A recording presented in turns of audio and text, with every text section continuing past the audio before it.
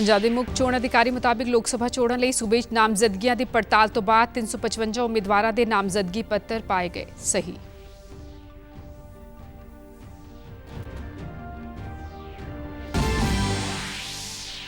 पंजाब भाजपा प्रधान की मौजूदगी विच रविकरण सिंह काहलो शामिल हुए भाजपा विच, चावला भी भाजपा विच हुए शामिल।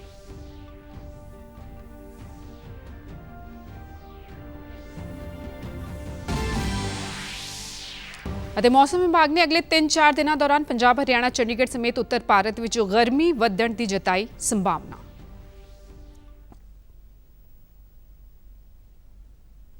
नमस्कार, खबरां दे इस बुलेटिन में तुहाडा स्वागत है। मैं हां रजिंदर कौर। हुण खबरां विस्तार नाल। पंजाब के मुख्य चोण अधिकारी सिबिन सिंह ने दस्सिया है कि लोक सभा चोणां 2024 लई पंजाब विच नामजदगी पत्रां की पड़ताल तो बाद 355 उम्मीदवारों के नामजदगी पत्र सही पाए गए हैं। जिक्र योग है कि 13 लोक सभा सीटां लई 7 मई तो 14 मई तक सूबे विच कुल 466 उम्मीदवारों ने 598 नामजदगी पत्र दाखिल किए सन। इस संबंधी जानकारी देंदियां सिबिन सिंह ने दस्सिया कि गुरदासपुर तो 29 उम्मीदवारों के पत्र मंजूर किए गए हैं। अमृतसर तो 33 उम्मीदवारों के पत्र मंजूर हुए हैं। खडूर साहब तो 30 उम्मीदवारों के, जलंधर तो 20 उम्मीदवारों के, होशियारपुर तो 19 उम्मीदवारों के पत्र मंजूर किए गए। आनंदपुर साहब तो 29 उम्मीदवारों के पत्र मंजूर हुए। लुधियाना तो 44 उम्मीदवारों के पत्र मंजूर हुए हैं। उन्होंने दस्सिया कि फतेहगढ़ साहब तो 15 उम्मीदवारों के, फरीदकोट तो 30 उम्मीदवारों के, फिरोजपुर तो 33 उम्मीदवारों के पत्र मंजूर किए गए। बठिंडा तो 20 उम्मीदवारों के, संगरूर तो 26 उम्मीदवारों के, पटियाला तो 27 उम्मीदवारों के नामजदगी पत्र मंजूर हुए ने। उन्होंने दस्सिया कि बल्कि 17 मई तक नामजदगी पत्र वापस लाए जा सकते हैं। इस तो बाद 13 लोक सभा सीटां लई किन्ने उम्मीदवार चोण मैदान विच ने, यह स्थिति स्पष्ट हो जाएगी। इधर चंडीगढ़ की एक लोक सभा सीट लई 1 जून को लोक सभा चोणां के आखिरी ते 7वें गेड़ तहत चोणां के मद्देनज़र उम्मीदवारों वालों दाखिल किए गए नामजदगी पर्चियां विचों 20 उम्मीदवारों ने नामजदगी पर्चे सही पाए गए हैं। चंडीगढ़ के returning officer cum deputy commissioner Vinay Pratap ने यह जानकारी देंदियां दस्सिया कि 27 हासिल नामजदगियां विचों 20 नामजदगी पत्र मंजूर किए गए हैं, 7 नामजदगी पत्र रद्द किए गए। उन्होंने दस्सिया कि भलके 17 मई तो बाद दोपहर 3 बजे तक नामजदगी पत्र वापस ले जा सकते हैं। इस तो बाद चंडीगढ़ सीट लई चोण मैदान में असल उम्मीदवारों की स्थिति साफ हो जाएगी। उन्होंने दस्सिया कि जिन्हां उम्मीदवारों के नामजदगी पर्चे सही पाए गए हैं, उन्हां विच कांग्रेस ते इंडिया गठजोड़ के उम्मीदवार मनीष तिवारी, भाजपा के उम्मीदवार संजय टंडन, बहुजन समाज पार्टी के रितु सिंह, हरियाणा जन सेवा पार्टी के सुनील थमन, सैनिक समाज पार्टी की राजिंदर कौर, अखिल भारतीय परिवार पार्टी के Deepanshu Sharma, super power India party के राज प्रिंस सिंह तो अलावा 13 आज़ाद उम्मीदवारों दियां नामजदगियां सही पाई गई ने। श्रोमणी अकाली दल तो बर्खास्त रविकरण सिंह काहलो आज भारतीय जनता पार्टी में शामिल हो गए। चंडीगढ़ के सैक्टर 37 के भाजपा दफ्तर में पंजाब भाजपा प्रधान सुनील जाखड़ की मौजूदगी में रविकरण सिंह काहलो भाजपा में शामिल हुए।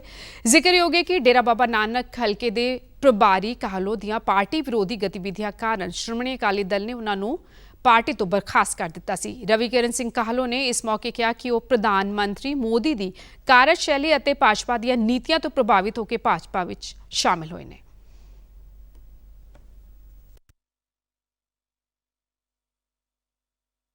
श्री नरेंद्र मोदी जी का जोड़ा विजन आ, उन्हों का जोड़ा काम आ, उस तो प्रभावित होकर मैं तुहाडे नाल परिवार दे विच शामिल होया, क्योंकि मेरा हलका जोड़ा वा वो बॉर्डर ते तो सब तो वड्डी देन मोदी जी की साडे बार्डर वालियां नूं ते सिख जगत नूं मिली। करतारपुर साहब का कॉरीडोर का जोड़ा लांघा खोलिया तो मैं उन्होंने इस गल तो भी प्रभावित होया। तो जो उन्होंने भारत का नाम सारे विश्व दे विच बनाया वा वो किसी तो लुकिया नहीं। सुनील जाखड़ ने रविकरण का भाजपा में स्वागत करदिया कहा कि काहलो श्रोमणी अकाली दल वालों बर्खास्त करन कारण दुखी सन ते रात समय उन्होंने काहलो नूं भाजपा में शामिल होने की पेशकश की ते अज उन्हां दा भाजपा में आउण ते स्वागत है। ना ही वो हिंदू कहवाए जाने के लायक है, ना ही वो पंजाबी खास तौर पर अखवाए जाने के लायक है। इस करके मैं खास तौर पर ਬਹੁਤ ਤੁਹਾਡਾ ਤਹਿ ਦਿਲ ਤੋਂ ਸਵਾਗਤ ਕਰਦਾ ਰਵੀ ਜੀ। ਰਵੀ ਜੀ, ਆਪਣੇ ਤੇ ਮੇਰੇ ਤੇ ਇਲਜ਼ਾਮ ਆ ਲੱਗੂਗਾ ਕਿ ਸੁਨੀਲ ਕਿਤੇ ਕਾਂਗਰਸ ਦੇ ਐਲਓਪੀ ਨਾਲ ਤਾਂ ਨਹੀਂ ਕਿਤੇ ਰਲਿਆ, ਵੀ ਉਹਨਾਂ ਦਾ ਕੰਮ ਸੌਖਾ ਕਰੀ ਜਾਂਦੇ। ਜਿਹੜਾ ਏਜੰਡਾ ਲੈ ਕੇ ਉਹਨਾਂ ਨੇ ਆਪਣੇ 3 ਲੀਡਰ ਭੇਜੇ ਸੀਗੇ, ਕੈਂਡੀਡੇਟ ਬਣਾ ਕੇ ਉਤਾਰੇ ਹੈ। ਜਾਖੜ ਨੇ ਕਿਹਾ ਕਿ ਰਵੀ ਕਰਨ ਨੂੰ ਪਾਰਟੀ ਵਿੱਚ ਬੜਦਾ ਸਨਮਾਨ ਦਿੱਤਾ ਜਾਏਗਾ। ਇਸ ਤੋਂ ਇਲਾਵਾ ਚੰਡੀਗੜ੍ਹ ਕਾਂਗਰਸ ਦੇ ਸਾਬਕਾ ਪ੍ਰਧਾਨ ਅਤੇ ਚੰਡੀਗੜ੍ਹ ਦੇ 2 ਵਾਰ ਮੇਅਰ ਰਹਿ ਚੁੱਕੇ ਸੁਭਾਸ਼ ਚਾਵਲਾ ਭਾਰਤੀ ਜਨਤਾ ਪਾਰਟੀ ਵਿੱਚ ਸ਼ਾਮਿਲ ਹੋ ਗਏ ਨੇ। ਲੋਕ ਸਭਾ ਚੋਣਾਂ ਤੋਂ ਪਹਿਲਾਂ ਚੰਡੀਗੜ੍ਹ ਵਿੱਚ ਕਾਂਗਰਸ ਨੂੰ ਇਹ ਵੱਡਾ ਝਟਕਾ ਲੱਗਿਆ ਹੈ। ਭਾਜਪਾ ਦੀ ਕੌਮੀ ਮੀਤ ਪ੍ਰਧਾਨ ਸਰੋਜ ਪਾਂਡੇ, ਚੰਡੀਗੜ੍ਹ ਭਾਜਪਾ ਪ੍ਰਧਾਨ ਜਤਿੰਦਰਪਾਲ ਮਲਹੋਤਰਾ ਅਤੇ ਚੰਡੀਗੜ੍ਹ ਲੋਕ ਸਭਾ ਸੀਟ ਲਈ ਭਾਜਪਾ ਦੇ ਉਮੀਦਵਾਰ ਸੰਜੇ ਟੰਡਨ ਦੀ ਮੌਜੂਦਗੀ ਵਿੱਚ ਸੁਭਾਸ਼ ਚਾਵਲਾ ਭਾਜਪਾ ਵਿੱਚ ਕੱਲ੍ਹ ਸ਼ਾਮਿਲ ਹੋਏ। ਉਹਨਾਂ ਦਾ ਕੌਮੀ ਮੀਤ ਪ੍ਰਧਾਨ ਸਰੋਜ ਪਾਂਡੇ ਨੇ ਪਾਰਟੀ ਵਿੱਚ ਸਵਾਗਤ ਕਰਦਿਆਂ ਕਿਹਾ ਕਿ ਸੁਭਾਸ਼ ਚਾਵਲਾ ਨੂੰ भाजपा विच बढ़दा सत्कार दिता जाएगा। और आज कांग्रेस पार्टी के जिस लीडर का प्रवेश हुआ है, हम अपने भाजपा परिवार में उनका बहुत स्वागत करते हैं और विश्वास करते हैं कि वो निश्चित तौर पर भारतीय जनता पार्टी का परिवार बड़ा हुआ और भारतीय जनता पार्टी की रीति नीति से प्रभावित होकर उन्होंने आज भाजपा में प्रवेश किया। भारतीय जनता पार्टी और भी मजबूत होगी। ਸੁਭਾਸ਼ ਚਾਵਲਾ ਨੇ ਕਿਹਾ ਕਿ ਕਾਂਗਰਸ ਦੇ ਆਪ ਨਾਲ ਗੱਠਜੋੜ ਤੋਂ ਨਾਖੁਸ਼ ਹੋ ਕੇ ਉਹਨਾਂ ਨੇ ਇਹ ਫੈਸਲਾ ਕੀਤਾ ਹੈ ਅਤੇ ਆਪ ਨਾਲ ਗੱਠਜੋੜ ਕਾਰਨ ਚੰਡੀਗੜ੍ਹ ਵਿੱਚ ਕਾਂਗਰਸ ਪਾਰਟੀ ਹਾਸ਼ੀਏ ਵੱਲ ਵੱਧ ਰਹੀ ਹੈ। ਉਹਨਾਂ ਕਿਹਾ ਕਿ ਚੰਡੀਗੜ੍ਹ ਨਗਰ ਨਿਗਮ ਦੀਆਂ ਚੋਣਾਂ ਵਿੱਚ ਵੀ ਕਾਂਗਰਸ ਨੂੰ ਆਪ ਪਾਰਟੀ ਕਾਰਨ ਨੁਕਸਾਨ ਝੱਲਣਾ ਪਿਆ। सबसे ज़्यादा तकलीफ मुझे उस दिन से शुरू हो गई जिस पार्टी की वजह से कांग्रेस आज इस स्थिति में है। उसकी जिम्मेवार भारतीय जनता पार्टी से तो एक तरह की और लड़ाई थी। सबसे जिम्मेवार है वो है केजरीवाल जी, और भाषा वो कांग्रेस के नेताओं के बारे में बोलते थे, या उसका जो रिजल्ट हमें देश में भुगतना पड़ा। और उसके बाद जो कॉरपोरेशन पिछले चुनाव हुए उसके अंदर जो कांग्रेस पार्टी को हार हुई, हमारा जो मंथन था कि हमारा सबसे ज़्यादा नुकसान अगर किसी पार्टी ने किया है तो आम आदमी पार्टी ने। इस मौके संजय टंडन ने कहा कि सुभाष चावला के भाजपा विच आउण नाल चंडीगढ़ विच पार्टी होर मजबूत हुई है। आज उनका भारतीय जनता पार्टी के परिवार में प्रवेश हुआ है। मैं अपनी ओर से, पार्टी की ओर से उनका स्वागत करता हूं। तो इन्होंने जब हमारे से बात करी तो इन्होंने सिर्फ यही कहा कि मैं जिस तरीके से मोदी जी देश की सेवा कर रहे हैं तो मैं भी उस सेवा में एक कार्यकर्ता के नाते शामिल होना चाहता हूं। और हमने बाहें खोलकर उनका स्वागत किया है, अभिनंदन किया है। उन्होंने कहा कि सुभाष चावला प्रधानमंत्री मोदी ਅਤੇ ਭਾਜਪਾ ਦੀਆਂ ਨੀਤੀਆਂ ਤੋਂ ਪ੍ਰਭਾਵਿਤ ਹੋ ਕੇ ਭਾਜਪਾ ਵਿੱਚ ਆਏ ਨੇ। ਸੁਭਾਸ਼ ਚਾਵਲਾ ਦੇ ਨਾਲ ਉਹਨਾਂ ਦੇ ਪੁੱਤਰ ਸੁਮਿਤ ਚਾਵਲਾ ਵੀ ਭਾਜਪਾ ਵਿੱਚ ਸ਼ਾਮਿਲ ਹੋ ਗਏ ਨੇ। ਪੰਜਾਬ ਵਿੱਚ 1 ਜੂਨ ਨੂੰ ਸੁਤੰਤਰ ਅਤੇ ਨਿਰਪੱਖ ਚੋਣਾਂ ਨੂੰ ਯਕੀਨੀ ਬਣਾਉਣ ਲਈ 80% ਪੁਲਿਸ ਬਲ ਅਤੇ ਕੇਂਦਰੀ ਬਲਾਂ ਦੀਆਂ 250 ਕੰਪਨੀਆਂ ਸੂਬੇ ਵਿੱਚ ਤੈਨਾਤ ਕੀਤੀਆਂ ਜਾਣਗੀਆਂ। ਸੂਬੇ ਵਿੱਚ ਕੇਂਦਰੀ ਬਲਾਂ ਦੀਆਂ 25 ਕੰਪਨੀਆਂ ਪਹਿਲਾਂ ਹੀ ਤੈਨਾਤ ਕੀਤੀਆਂ ਜਾ ਚੁੱਕੀਆਂ ਨੇ। ਪੰਜਾਬ ਵਿੱਚ ਚੋਣਾਂ ਦੌਰਾਨ ਸੁਰੱਖਿਆ ਪ੍ਰਬੰਧਾਂ ਨੂੰ ਲੈ ਕੇ ਵਿਸ਼ੇਸ਼ DGP law and order Arpit Shukla ਨੇ ਅੰਮ੍ਰਿਤਸਰ ਅਤੇ ਜਲੰਧਰ ਵਿੱਚ ਬਾਰਡਰ ਰੇਂਜਰਾਂ ਦੇ ਅਧਿਕਾਰੀਆਂ ਨਾਲ ਸੁਰੱਖਿਆ ਪ੍ਰਬੰਧਾਂ ਸੰਬੰਧੀ ਸਮੀਖਿਆ ਮੀਟਿੰਗ ਦੌਰਾਨ ਪੁਲਿਸ ਅਧਿਕਾਰੀਆਂ ਨੂੰ ਸੂਬੇ ਵਿੱਚ ਸਕਾਰਾਤਮਕ ਮਾਹੌਲ ਸਿਰਜਣ ਦੀ ਲੋੜ ਤੇ ਜ਼ੋਰ ਦਿੱਤਾ। ਵਿਸ਼ੇਸ਼ ਡੀਜੀਪੀ ਨੇ ਪੁਲਿਸ ਅਧਿਕਾਰੀਆਂ ਨੂੰ ਨਸ਼ਿਆਂ ਦੀਆਂ ਆਮਦ ਨੂੰ ਰੋਕਣ ਅਤੇ ਵਾਹਨਾਂ ਦੀ ਚੈਕਿੰਗ ਤੇਜ਼ ਕਰਨ, ਲੁੱਟ-ਖੋਹ ਵਿੱਚ ਸ਼ਾਮਿਲ ਦੋਸ਼ੀਆਂ ਨੂੰ ਗ੍ਰਿਫਤਾਰ ਕਰਨ ਦੇ ਹੁਕਮ ਦਿੱਤੇ ਨੇ। ਸਰਾਂ ਨੂੰ ਜਿਹੜੇ ਮਾਡਲ ਕੋਡ ਆਫ ਕੰਡਕਟ ਔਰ ਇਲੈਕਸ਼ਨ ਕਮਿਸ਼ਨ ਵੱਲੋਂ ਵੱਖ-ਵੱਖ ਹਦਾਇਤਾਂ ਦਿੱਤੀਆਂ ਗਈਆਂ ਹਨ, ਉਹ ਸਾਰੀਆਂ ਹਦਾਇਤਾਂ ਸਾਰੇ ਅਫਸਰਾਂ ਨੂੰ ਦਿੱਤੀਆਂ ਗਈਆਂ। ਪੰਜਾਬ ਦੇ ਵਿੱਚ ਪੰਜਾਬ ਪੁਲਿਸ ਦਾ ਇੱਕ ਦ੍ਰਿੜ ਸੰਕਲਪ ਹੈ ਕਿ ਅਸੀਂ ਸਾਰੀ ਪਾਰਟੀਆਂ ਜਿਹੜੀ ਕੰਟੈਸਟ ਕਰ ਰਹੀਆਂ, ਸਾਰੇ ਕੈਂਡੀਡੇਟਸ ਜਿਹੜੇ ਕੰਟੈਸਟ ਕਰ ਰਹੇ ਆ, ਉਹਨਾਂ ਨੂੰ ਇੱਕ ਲੈਵਲ ਪਲੇਇੰਗ ਫੀਲਡ ਮੁਹੱਈਆ ਕਰਾਈਏ ਤਾਂ ਕਿ ਇੱਕ ਫੇਅਰ ਔਰ ਫ੍ਰੀ ਇਲੈਕਸ਼ਨਸ ਹੋ ਸਕਣ। उन्होंने पुलिस अधिकारियों को पेशेवर पुलिसिंग करने के नाल सूबे में शांति और सद्भावना की स्थिति को यकीनी बनाने लई भी आख्या। उन्होंने चोणां नाल संबंधित अपराधों के मामलों की जांच और मुकदमे की कार्रवाई में तेजी लियाउण की हिदायत भी की है। जिक्रयोग पंजाब पुलिस ने आदर्श चोण जाब्ता लागू होने तो लैके हुण तक 5 करोड़ 45 लाख रुपए की नकदी, 11 लाख 49,000 लीटर शराब और 99.62 किलोग्राम नशीले पदार्थ भी बरामद किए हैं। ਉਧਰ ਹਰਿਆਣਾ ਵਿੱਚ 25 ਮਈ ਨੂੰ ਲੋਕ ਸਭਾ ਚੋਣਾਂ ਤਹਿਤ ਪੈਣ ਵਾਲੀਆਂ ਵੋਟਾਂ ਨੂੰ ਸੁਤੰਤਰ, ਨਿਰਪੱਖ ਅਤੇ ਸ਼ਾਂਤਮਈ ਤਰੀਕੇ ਨਾਲ ਨੇਪਰੇ ਚਾੜਨ ਵਾਸਤੇ ਹਰਿਆਣਾ ਪੁਲਿਸ ਦੇ 35,000 ਤੋਂ ਵੱਧ ਪੁਲਿਸ ਕਰਮੀ ਅਤੇ ਪੈਰਾਮਿਲਟਰੀ ਫੋਰਸ ਦੀਆਂ 90 ਕੰਪਨੀਆਂ ਤੈਨਾਤ ਕੀਤੀਆਂ ਗਈਆਂ ਨੇ। ਸੂਬੇ ਦੇ ਡੀਜੀਪੀ ਸ਼ਤਰੂਜੀਤ ਕਪੂਰ ਨੇ ਜਾਣਕਾਰੀ ਦਿੰਦਿਆਂ ਦੱਸਿਆ ਕਿ ਸੂਬੇ ਵਿੱਚ ਕਾਨੂੰਨ ਵਿਵਸਥਾ ਸੁਚਾਰੂ ਰੱਖਣ ਲਈ 24,000 ਤੋਂ ਵੱਧ ਹੋਮਗਾਰਡ ਦੇ ਜਵਾਨ ਵੀ ਵੱਖ-ਵੱਖ ਖੇਤਰਾਂ ਵਿੱਚ ਤੈਨਾਤ ਰਹਿਣਗੇ। ਸੂਬੇ ਭਰ 'ਚ ਹਰ ਪਾਸੇ ਪੁਲਿਸ ਦੀ ਕਰੜੀ ਨਜ਼ਰ ਰਹੇਗੀ। ਉਨ੍ਹਾਂ ਦੱਸਿਆ ਕਿ 25 ਮਈ ਨੂੰ 10,343 ਮਤਦਾਨ ਲਈ ਕੁੱਲ 20,006 ਵੋਟਿੰਗ ਕੇਂਦਰ ਸਥਾਪਿਤ ਕੀਤੇ ਗਏ ਨੇ ਅਤੇ ਇਨ੍ਹਾਂ ਕੇਂਦਰਾਂ ਤੇ ਲੋੜ ਮੁਤਾਬਿਕ ਪੁਲਿਸ ਬਲ ਤੈਨਾਤ ਰਹਿਣਗੇ। ਉਨ੍ਹਾਂ ਦੱਸਿਆ ਕਿ 1,362 ਥਾਵਾਂ ਤੇ 3,033 ਵੋਟਿੰਗ ਕੇਂਦਰਾਂ ਨੂੰ ਸੰਵੇਦਨਸ਼ੀਲ ਮੰਨਿਆ ਗਿਆ ਅਤੇ 51 ਵੋਟਿੰਗ ਕੇਂਦਰਾਂ ਨੂੰ ਵਲਨਰੇਬਲ ਮੰਨਿਆ ਗਿਆ ਹੈ, ਜਿਸ ਕਾਰਨ ਇਨ੍ਹਾਂ ਕੇਂਦਰਾਂ ਤੇ ਵਾਧੂ ਪੁਲਿਸ ਬਲ ਤੈਨਾਤ ਰਹੇਗਾ। ਉਨ੍ਹਾਂ ਦੱਸਿਆ ਕਿ ਚੋਣਾਂ ਸੰਬੰਧੀ ਸੂਬੇ ਵਿੱਚ ਅੰਤਰ ਰਾਜੀ ਸੀਮਾਵਾਂ ਤੇ ਕੁੱਲ 300 ਨਾਕੇ ਲਗਾਏ ਗਏ ਨੇ, ਜਿੱਥੇ ਭਾਰੀ ਪੁਲਿਸ ਬਲ ਦੀਆਂ ਟੀਮਾਂ ਨਿਗਰਾਨੀ ਰੱਖਣਗੀਆਂ। ਇਸ ਤੋਂ ਇਲਾਵਾ ਸੂਬੇ ਵਿੱਚ 418 ਫਲਾਈਂਗ ਸਕੁਐਡ ਟੀਮਾਂ, 415 ਸਟੈਟਿਕ ਸਰਵੇਲਾਂਸ ਟੀਮਾਂ ਅਤੇ 34 ਕੁਇਕ ਰਿਸਪੌਂਸ ਟੀਮਾਂ ਬਣਾਈਆਂ ਗਈਆਂ ਨੇ। ਕਾਨੂੰਨ ਵਿਵਸਥਾ ਯਕੀਨੀ ਬਣਾਉਣ ਅਤੇ ਆਦਰਸ਼ ਚੋਣ ਜ਼ਾਬਤੇ ਦੀ ਪਾਲਣਾ ਯਕੀਨੀ ਕਰਨ ਲਈ 1,039 ਪੈਟਰੋਲਿੰਗ ਟੀਮਾਂ ਵੀ ਲਗਾਈਆਂ ਗਈਆਂ ਨੇ, ਜੋ ਦਿਨ ਰਾਤ ਗਸ਼ਤ ਕਰ ਰਹੀਆਂ ਨੇ। ਡੀਜੀਪੀ ਨੇ ਦੱਸਿਆ ਕਿ ਚੋਣਾਂ ਸੰਬੰਧੀ ਬਣਾਏ ਗਏ 91 ਸਟਰੋਂਗ ਰੂਮਾਂ ਦੀ ਨਿਗਰਾਨੀ ਲਈ ਕੇਂਦਰੀ ਪੁਲਿਸ ਬਲ ਤੋਂ ਇਲਾਵਾ ਹਰਿਆਣਾ ਪੁਲਿਸ ਤੇ IRB ਦੇ ਜਵਾਨਾਂ ਦੀ ਡਿਊਟੀ ਲਾਈ ਗਈ ਹੈ।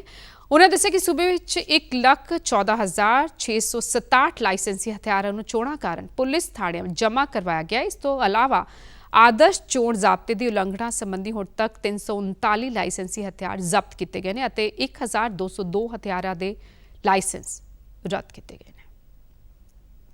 ਹਰਿਆਣਾ ਦੇ ਮੁੱਖ ਮੰਤਰੀ ਨਾਇਬ ਸਿੰਘ ਸੈਣੀ ਦੀ ਪ੍ਰਧਾਨਗੀ ਵਿੱਚ ਕੱਲ੍ਹ ਹਰਿਆਣਾ ਮੰਤਰੀ ਮੰਡਲ ਦੀ ਮੀਟਿੰਗ ਹੋਈ। ਮੀਟਿੰਗ ਦੌਰਾਨ ਆਬਕਾਰੀ ਨੀਤੀ ਬਾਰੇ ਚਰਚਾ ਕੀਤੀ ਗਈ। ਮੀਟਿੰਗ ਤੋਂ ਬਾਅਦ ਸੂਬੇ ਦੇ ਖਜ਼ਾਨਾ ਮੰਤਰੀ JP ਦਲਾਲ ਨੇ ਦੱਸਿਆ ਕਿ ਸਿਰਫ ਆਬਕਾਰੀ ਨੀਤੀ ਬਾਰੇ ਚਰਚਾ ਹੋਈ ਹੈ, ਇਸ ਤੋਂ ਇਲਾਵਾ ਕਿਸੇ ਹੋਰ ਮੁੱਦੇ ਤੇ ਚਰਚਾ ਨਹੀਂ ਹੋਈ।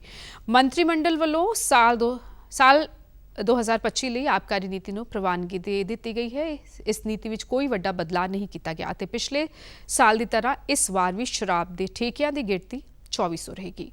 उधर सूबे के खेतीबाड़ी ते संसदीय कार्य मंत्री कंवरपाल गुर्जर ने कल पत्रकारां नाल गलबात दौरान कहा कि सरकार को लोड़ मुताबिक विधायकों का समर्थन हासिल है। सरकार को किसी तरह का कोई खतरा नहीं। सरकार को बहुमत ते फ्लोर टेस्ट होने की स्थिति में इसनूं साबित कर दिता जाएगा। उन्होंने कहा कि नियमों मुताबिक 6 महीने तो पहला बेपरोजगी मता नहीं लिया जा सकता, पर इस तो बाद भी जेकर राजपाल वालों इजलास बुलाने का प्रस्ताव दिता जाता है तो सरकार सदन में अपना बहुमत साबित कर देगी। चंडीमंदिर पश्चिमी कमांड हस्पताल में एमरजेंसी जीवन रक्षा मल्टी ऑर्गन हार्वेस्ट सर्जरी सफलतापूर्वक की गई। ट्रांसप्लांटेशन टीम ने 70 वरिया के सेवा मुक्त मृतक सूबेदार अर्जुन सिंह संगोत्रा, जो कि हिमाचल प्रदेश के पालमपुर के वासी सन, जिन्हों ने भारतीय फौज की जम्मू कश्मीर राइफल्स में 30 साल सेवा निभाई, दी मल्टी ऑर्गन हार्वेस्ट सर्जरी की। उन्होंने ब्रेन स्ट्रोक कारण ब्रेन डेड ऐलान किया गया सी। मृतक के रिश्तेदारों ने मृतक के लीवर, किडनी और कोर्निया दान करने का फैसला किया, जिस नाल गंभीर रूप नाल बीमार 3 जवानों को नवा जीवन मिले। अंगदान महादान की सोच की सफलता वेखण नूं मिली है। अनुज शर्मा ते चीफ ट्रांसप्लांट कोआर्डीनेटर कर्नल अनुराग गर्ग ने की 1 घंटे के अंदर अंदर मृतक के अंगां नूं मुड़ प्राप्त करन अते इसलिए स्थापित किए गए ग्रीन कॉरीडोर राही दिल्ली छावनी के आर्मी हस्पताल तक पहुँचाने लिए एक मैराथन ऑपरेशन किया गया। पश्चिमी कमांड हस्पताल चंडीमंदिर, जो कि इलाज के मद्देनज़र आस की किरण बनिया होया है, अंगदान के कारज को उत्साहित करने दे विच एक वड्डी मिसाल कायम की। मृतक के परिवार का भी निस्वार्थ योगदान श्लाघायोग है। आगे बढ़ते हैं। मौसम विभाग ने पंजाब, हरियाणा, उत्तर प्रदेश, राजस्थान में गर्मी वधण की संभावना जताई है। मौसम विभाग मुताबिक अज तो भारत के पूर्वी और उत्तर पूर्वी खेत्रों में गर्मी वध सकती है और अगले 3-4 दिन तापमान में 3 तो 4 डिग्री सैल्सीयस तक वाधा हो सकता है। मौसम विभाग मुताबिक दिल्ली में अज वध तो वध तापमान 42 डिग्री और घट्टो घट रहने की उम्मीद है। पंजाब, हरियाणा और चंडीगढ़ भी गर्मी का असर वेखण नूं मिल रहा है। दोपहर समय तिखी धुप और लू तो बचण लई लोग कई तरह के उपराले कर रहे हैं। पंजाब में गर्मी ने वट कट दिते ने। कई शहरों का तापमान 42 डिग्री सैल्सीयस से पहुँच चुके और ਜ਼ਿਆਦਾਤਰ ਸ਼ਹਿਰਾਂ ਦਾ ਤਾਪਮਾਨ 40 ਡਿਗਰੀ ਸੈਲਸੀਅਸ ਤੋਂ ਵੱਧ ਦਰਜ ਕੀਤਾ ਜਾ ਰਿਹਾ ਹੈ। ਮੌਸਮ ਵਿਭਾਗ ਨੇ ਸੂਬੇ ਵਿੱਚ 19 ਮਈ ਤੱਕ ਗਰਮੀ ਪੈਣ ਦੀ ਚੇਤਾਵਨੀ ਜਾਰੀ ਕਰਦਿਆਂ ਅੱਜ ਅਤੇ ਕੱਲ੍ਹ ਲਈ ਯੈਲੋ ਅਲਰਟ ਅਤੇ 18 ਤੇ 19 ਮਈ ਲਈ ਔਰੇਂਜ ਅਲਰਟ ਜਾਰੀ ਕੀਤਾ ਹੈ, ਜਿਸ ਤਹਿਤ ਸੂਬੇ ਵਿੱਚ ਕਈ ਥਾਵਾਂ ਤੇ ਤਾਪਮਾਨ 45 ਡਿਗਰੀ ਸੈਲਸੀਅਸ ਦੇ ਨੇੜੇ ਪਹੁੰਚ ਸਕਦਾ ਹੈ, ਜੋ ਕਿ ਸਬਜ਼ੀ ਕਾਸ਼ਤਕਾਰਾਂ ਲਈ ਮਾੜੀ ਗੱਲ ਹੈ। ਪੰਜਾਬ ਦਾ ਪਠਾਨਕੋਟ ਵੱਧ ਤੋਂ ਵੱਧ ਤਾਪਮਾਨ 42.7 ਡਿਗਰੀ ਸੈਲਸੀਅਸ ਦੇ ਨਾਲ ਸਭ ਤੋਂ ਗਰਮ ਸ਼ਹਿਰ ਦਰਜ ਕੀਤਾ ਗਿਆ ਹੈ। ਨਾਲ ਹੀ ਚੇਤਾਵਨੀ ਜਾਰੀ ਕਰਦਿਆਂ ਮੌਸਮ ਵਿਭਾਗ ਨੇ ਲੋਕਾਂ ਨੂੰ ਦੁਪਹਿਰ ਸਮੇਂ ਘਰੋਂ ਨਾ ਨਿਕਲਣ, ਸੂਤੀ ਕੱਪੜੇ ਪਾਉਣ, ਤਰਲ ਪਦਾਰਥਾਂ ਦਾ ਇਸਤੇਮਾਲ ਕਰਨ ਦੇ ਨਾਲ ਧੁੱਪ ਤੋਂ ਬਚਾਅ ਦੀ ਸਲਾਹ ਦਿੱਤੀ ਹੈ। ਚੰਡੀਗੜ੍ਹ ਵਿੱਚ ਕੱਲ੍ਹ ਦਾ ਤਾਪਮਾਨ 42 ਡਿਗਰੀ ਸੈਲਸੀਅਸ ਦਰਜ ਕੀਤਾ ਗਿਆ, ਜੋ ਕਿ 18 ਤੋਂ 19 ਮਈ ਤੱਕ 44 ਡਿਗਰੀ ਸੈਲਸੀਅਸ ਤੱਕ ਪਹੁੰਚਣ ਦੀ ਸੰਭਾਵਨਾ ਹੈ। ਤੁਸੀਂ ਸਾਡੇ ਸਮਾਚਾਰ YouTube channel DD news Chandigarh, Facebook DD news Chandigarh ਅਤੇ X DD ਨਿਊਜ਼ CHD ਤੇ ਵੀ ਵੇਖ ਸਕਦੇ ਹੋ। ਇਸ ਦੇ ਨਾਲ ਹੀ ਖਬਰਾਂ ਦਾ ਬੁਲਟਨ ਖਤਮ ਹੁੰਦਾ ਹੈ। ਇਜਾਜ਼ਤ ਦਿਓ। ਧੰਨਵਾਦ।